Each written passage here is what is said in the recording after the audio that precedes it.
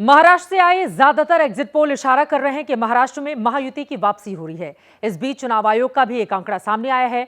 इसमें बताया गया है कि इस बार महिलाओं ने पिछले चुनाव की तुलना में ज्यादा वोटिंग की है। सवाल यह है कि क्या इन महिला वोटरों ने ही बीजेपी गठबंधन की वापसी की स्क्रिप्ट लिखी? लाड़की बहनें कर रही है जय जयकार। महाराष्ट्र के चुनाव में लाड़की बहना स्कीम को गेम चेंजर माना जा रहा है। बीजेपी गठबंधन ने प्रचार में इस स्कीम को सबसे प्रमुखता से रखा और अब जो एग्जिट पोल के आंकड़े आ रहे हैं वो बता रहे हैं कि महायुति को महिलाओं ने झोली भरकर वोट दिया है। पहले चुनाव आयोग का आंकड़ा देखिए, जिसके मुताबिक इस चुनाव में 65.21% महिलाओं ने वोट डाला, जबकि पुरुषों का आंकड़ा 66.84% है। 2019 की तुलना में महिलाओं का वोट 6% बढ़ा है, जबकि पुरुषों के वोट में 4% का इजाफा हुआ है।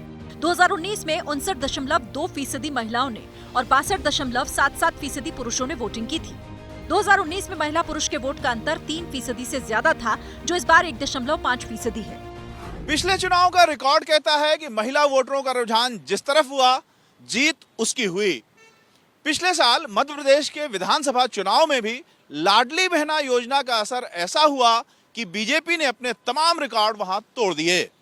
यूपी, हरियाणा, छत्तीसगढ़ में भी महिलाओं का साथ बीजेपी को मिलता रहा है।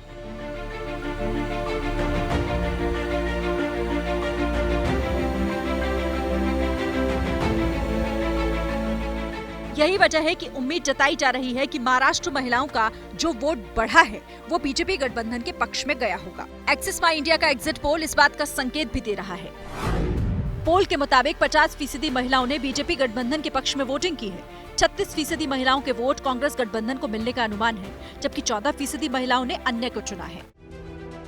बीजेपी गठबंधन का मानना है कि महिलाओं का जो अपमान अघाड़ी के नेताओं ने किया, उसका बदला महिलाओं ने वोट से लिया।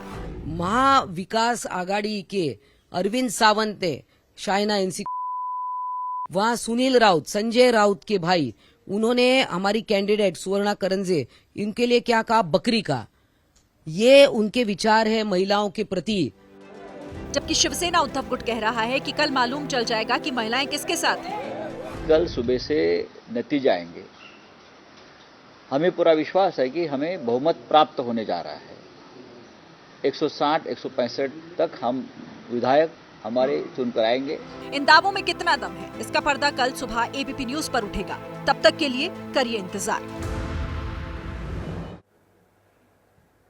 महिला यानी आधी आबादी को जीत का बड़ा फैक्टर माना जाता है। पुराने लोकसभा और विधानसभा के नतीजे इस बात की गवाही देते हैं। इस बार महाराष्ट्र में 15 विधानसभा सीटें ऐसी रहीं जहां पुरुषों की तुलना में महिलाओं ने ज्यादा वोटिंग की है। उनके बारे में भी बता देते हैं। Nandurbar, Navapur, Nagpur south west, Nagpur south, Nagpur west, Tirora, Gondia, Amangaon, Dahanu, Shrivardhan, Dapoli, Guhagar, Ratnagiri, Rajapur, Chandgad, ये वो इलाके हैं जहां पर पुरुषों की तुलना में महिलाओं ने बढ़ चढ़कर उत्साह के साथ वोट डाला है। महिला वोटरों ने जिसके पक्ष में वोटिंग की है उसकी जीत सुनिश्चित हुई, इस बात का दावा किया जा रहा है महायुति की ओर से। वैसे एमपी, छत्तीसगढ़ के विधानसभा के साथ लोकसभा का चुनाव जिसमें महिलाओं ने बीजेपी के पक्ष में ज्यादा वोट किया था। माना जाता है पश्चिम बंगाल में ममता बनर्जी, दिल्ली में केजरीवाल और बिहार में नीतीश कुमार को महिलाओं की वजह से ही जीत मिलती रही है और इसी वजह से नेताओं का फोकस आजकल महिला वोटर्स पर कहीं ज्यादा रहता है। ये तो बात कर ली हमने महाराष्ट्र की, लेकिन नतीजे कल झारखंड के भी आने हैं। 81 विधानसभा सीटों पर कल वोटों की गिनती होगी। उसके पहले दावों का अंतिम दौर जारी है। जेएमएम ने आज दावा किया है कि बीजेपी का आधा दर्जन जिलों में खाता नहीं खुलेगा। वहीं बीजेपी दावा कर रही है कि 50 से ज्यादा सीटें जीतने जा रही है सीटें। इन दावों के बीच आज हम आपको एक ऐसे किंग मेकर से मिलवाने वाले हैं जो झारखंड की सियासत में खेल कर सकते हैं। बहुमत का खेल फंसता है तो इनका बड़ा रोल सामने आ सकता है। जयराम महतो, जिन्हें झारखंड की सियासत का नया सूरज माना जा रहा है। 29 साल के जयराम महतो ने झारखंड में नई पार्टी जेएलकेएम बनाकर चुनाव लड़ा। झारखंड में जिस कुर्मी जाति की आबादी 15% के आसपास है, उस कुर्मी जाति से आने वाले जयराम महतो को स्थानीय स्तर पर किंग मेकर माना जा रहा है। वैसे ज्यादातर एग्जिट पोल ने झारखंड में बीजेपी गठबंधन की जीत की भविष्यवाणी की है। हालांकि एक्सिस माई इंडिया का एग्जिट पोल कहता है कि सरकार में हेमंत सोरेन वापसी करने वाले हैं। इसी आधार पर दोनों तरफ से दावे किए जा रहे हैं। सबसे ऑथेंटिक एग्जिट पोल है एक्सिस द्वारा दिया गया, एक्सिस माई इंडिया। उनके हिसाब से जेएमएम को 53 सीट्स आ रहे हैं, एनडीए को मात्र 26 और अदर्स को 3।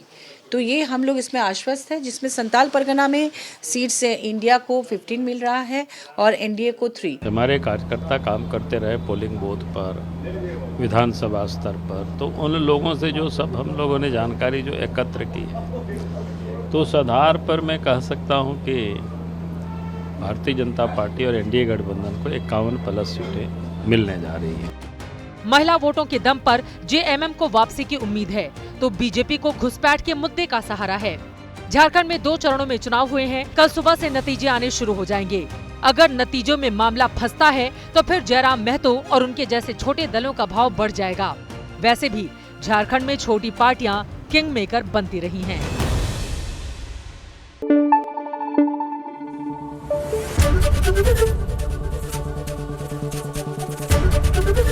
एबीपी न्यूज आपको रखे आगे।